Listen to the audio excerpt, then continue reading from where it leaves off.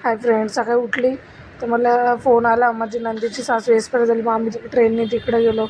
आज आमचा अख्खा दिवस तिकडेच झाला. मग येताना आम्ही ओल्याने आलो, कारण की संध्याकाळची ट्रॅफिक माहिती आहे तुम्हाला किती ट्रॅफिक असते. मग सकाळी कामाला जायला निघाली तेवढ्यात त्यांचा कॉल आला. मग घरी आली, आंघोळ वगैरे केली, कारण की डोकं एवढं जाम झालं होतं, भरपूर डोकं जाम झालं होतं. मग नंतर मी घरी येऊन आंघोळ वगैरे केली, कारण की ट्रेनमध्ये पण एवढी गर्दी होती तर बाबा. मग घरी आलो. आईने सकाळचं काही खाल्लं नव्हतं. माई आल्या थोडंसं नाश्ता वगैरे करायला बसल्या.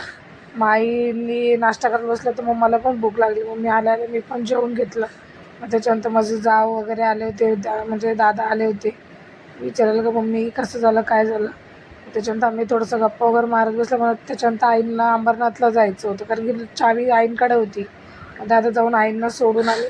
नाही तर त्या राहिल्या असत्या, पण कसे म्हणतात ना, फ्लॅटची चावी त्यांच्याकडे होती. मग ताई जॉबवर गेल्या होत्या. मग त्याच्यानंतर अंशू बघा कसे नाटके करून दाखवत होता, सखी मम्मी तुझे हे राहिलं ते राहिलं. मग अंशू सायकल चालवत होता, मी थोडा टाईम बाहेर बसली. त्याने 2 फ्रुटी आणलं होतं, मग त्याच्यातली एक पीठ बसली होती. मग अंशू ऐकतच नव्हता. त्याला बोलली चला अंशू, मी खूप थकली, मला झोपायचं आहे, चल चल. तरी नाही, त्याचं चालूच होतं. मग मला थांब थोडा टाईम, सायकल चालू. मग सायकल चालवून त्याला घरात आणलं. मग केस धुतले होते. बोलली अरे अशीच झोपली तर भरपूर सर्दी होऊन जाईल मला. मग ते सुकवूया बोलली, पहिले ते सुकवूया मग झोपूया, कारण की मला भरपूर म्हणजे लवकर सर्दी पकडून घेते. मला रात्रीचे केस धुवून जर मी झोपली ना, पूर्ण वरतून माझं डोकं एवढं जाम झालं होतं म्हणून. नाही तर माझं एवढं असं काही नाही. मी कोणाच्या पण मैत्रीला गेले तर म्हणजे असं एवढं हे नाही, मला आंघोळ केलीच पाहिजे, केस धुतलेच पाहिजे. पण डोकं जाम झालं होतं म्हणून मी केस वगैरे धुवून घेतले. तर मी या सर्व गोष्टीवर लक्ष नाही देत.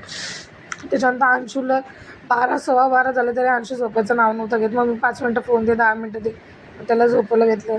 चला फ्रेंड, मिनी ब्लॉग कसा वाटला नक्की सांगा. भेटू तुम्हाला नवीन ब्लॉगमध्ये. तोपर्यंत बाय बाय.